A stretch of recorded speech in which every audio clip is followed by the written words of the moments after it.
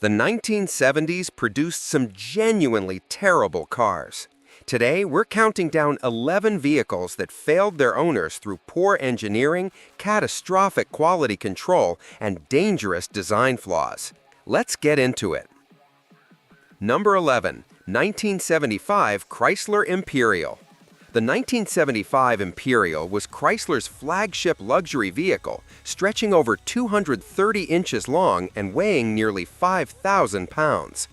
The 440 cubic inch V8 delivered fuel economy in single digits, arriving at the worst possible time during the oil crisis.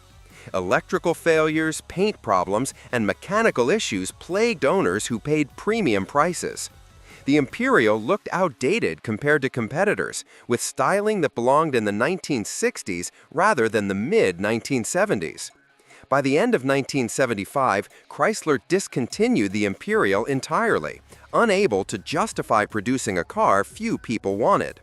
The combination of terrible timing, poor quality, and outrageous fuel consumption made it a luxury car nobody could afford to operate. Chrysler's flagship became a symbol of the company's struggles during this era, contributing to their near bankruptcy by decade's end. The Imperial proved that size and traditional luxury features couldn't save a fundamentally flawed vehicle launched at exactly the wrong moment. Number 10, 1975 to 1977 Chevrolet Chevelle. The mid-1970s Chevelle represented how far American muscle had fallen in just 5 years. The 1975 model's base 250 cubic inch inline-six produced just 105 horsepower, while the 305 V8 managed only 145 horsepower. Even the performance 454 cubic inch V8 delivered just 215 horsepower, less than half what it produced in 1970. Primitive emissions control systems caused engines to run rough, stumble under acceleration, and suffer from chronic heat problems with early catalytic converters. Despite the dramatic power loss, these Chevelles achieved terrible fuel economy, with big V8s struggling to reach double-digit miles per gallon. Interior quality declined sharply as GM cut costs. Cheaper plastics, thinner upholstery, and more vinyl replaced the better materials from earlier years. The dashboard design looked dated, and build quality varied significantly between individual cars. Priced from $3,500 to $5,000, these Chevelles sold moderately well, but disappointed anyone who remembered what the nameplate once represented. They weren't disasters. They were sad reminders of lost performance and declining quality standards. Number 9, 1971 to 1973 Ford Pinto. The Pinto's fuel tank mounted behind the rear axle with minimal protection, creating a deadly flaw.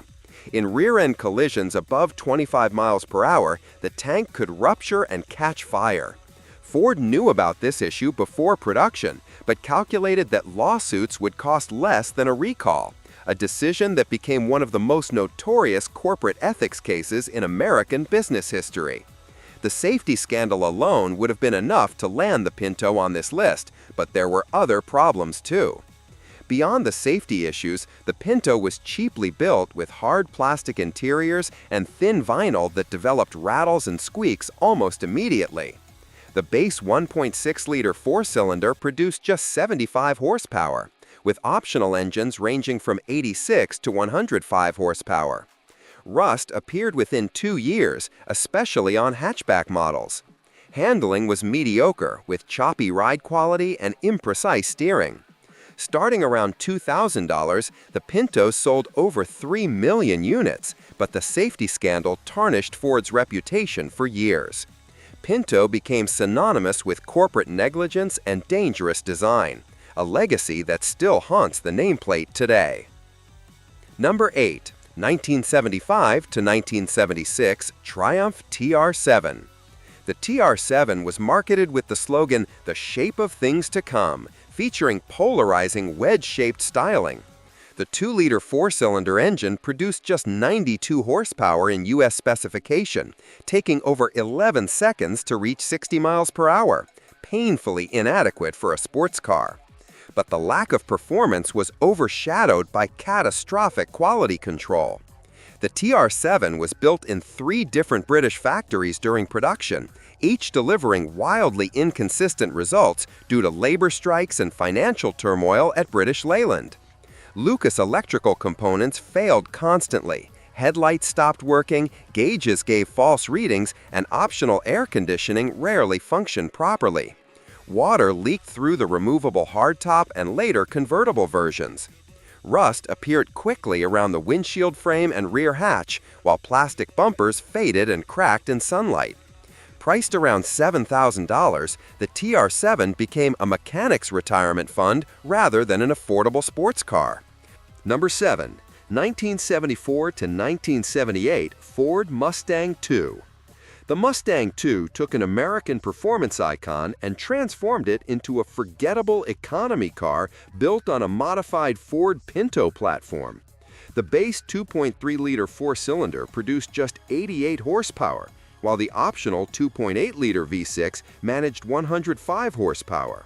When Ford finally offered a 5.0-liter V8 in 1975, it produced only 140 horsepower, less than half what Mustangs delivered just 5 years earlier. To put this in perspective, a modern Honda Civic produces more power than the Mustang II's top engine option.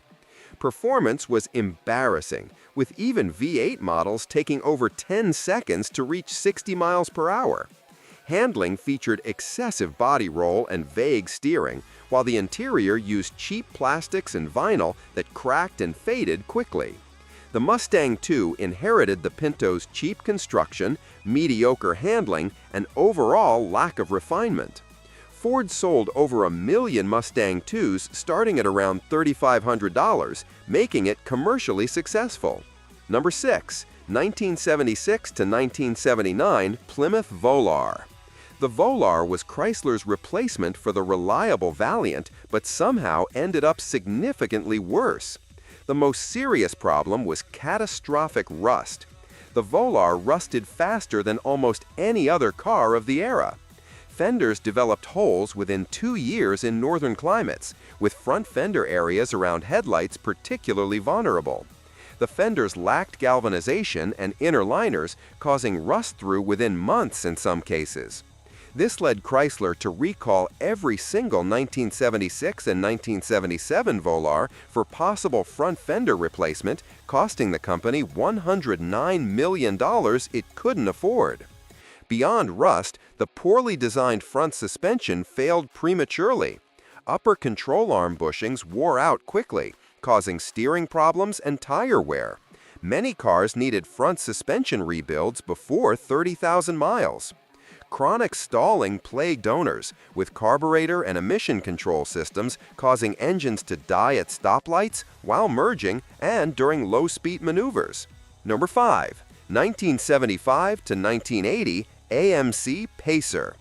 The Pacer was marketed as the first wide small car, featuring distinctive bubble-shaped glass and unusual proportions.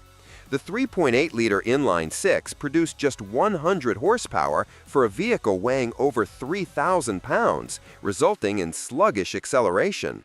Optional engines, including a 4.2-liter 6 and 5.0-liter V8, provided more power but consumed fuel at rates that completely defeated the car's economy mission. The massive glass area looked futuristic but turned the interior into a greenhouse in summer and an icebox in winter. Air conditioning and heating systems simply couldn't keep up.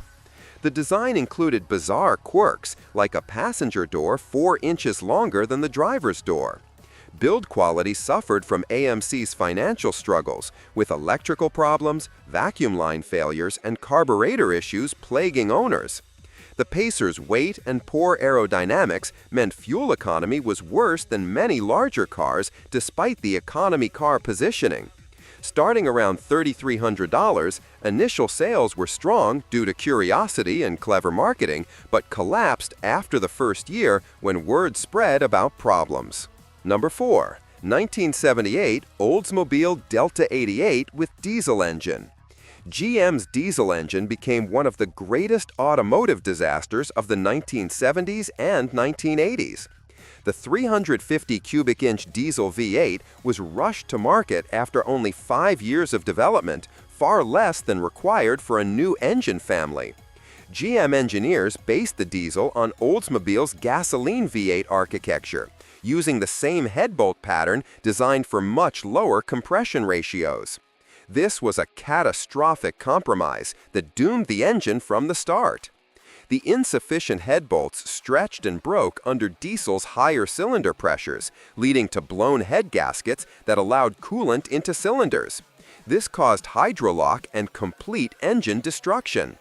GM omitted a water separator from the fuel system to save costs, despite water-contaminated diesel being common at gas stations.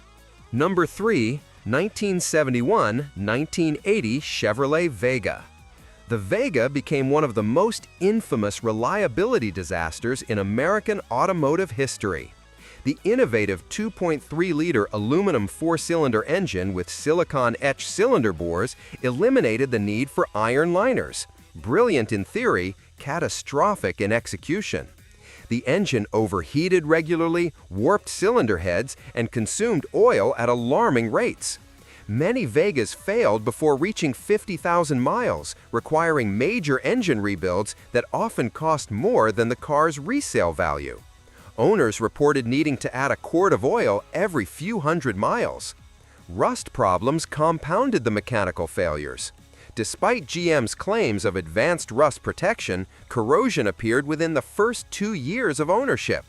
Fenders, door bottoms, and quarter panels developed holes while cars were still under warranty. The combination of engine failure and body rust meant Vegas often ended up in junkyards before they were even paid off. Consumer Reports called it one of the worst cars they'd ever tested. Starting at around $2,000, the Vega seemed affordable until owners calculated the repair costs. Number 2. 1976 Dodge Aspen. The Dodge Aspen was named Motor Trend Car of the Year for 1976, but quickly became notorious as among the most recalled vehicles in automotive history. Chrysler rushed it to market to generate desperately needed cash flow, and first-year buyers became unwitting final product testers. The most expensive problem was premature fender rust, leading Chrysler to recall every single 1976 and 1977 Aspen for possible front fender replacement, costing the company $109 million. The fenders lacked galvanization and inner liners, causing rust-through within months in some northern climates. Beyond rust, the Aspen suffered from at least 8 serious safety recalls in the first model year alone. Hoods didn't latch properly, engines stalled without warning, seatbelt tensioners failed, suspension and brake components broke. The carburetor and emission control systems caused chronic stalling at stoplights while merging onto highways and during low-speed maneuvers. Chrysler issued multiple recalls but never fully solved the problem. Number 1. 1975 to 1980 Chevrolet Monza. The Chevrolet Monza earns the top spot by building on the Vega platform we discussed at number 3. GM's attempt to create a sporty subcompact by using a known failure as the foundation. The engineering decisions were baffling. On V8 models, you literally couldn't change the spark plugs without either lifting or removing the engine. The rear plugs were completely inaccessible.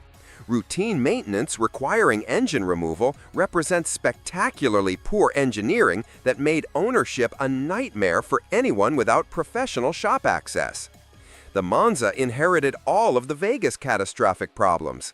Rust appeared around wheel arches, door bottoms, and the rear hatch area within 3 years. The aluminum engine overheated, warped cylinder heads, and consumed oil at alarming rates. Handling was poor, despite sporty pretensions, with a troublesome rear suspension torque arm setup causing binding and unpredictable behavior.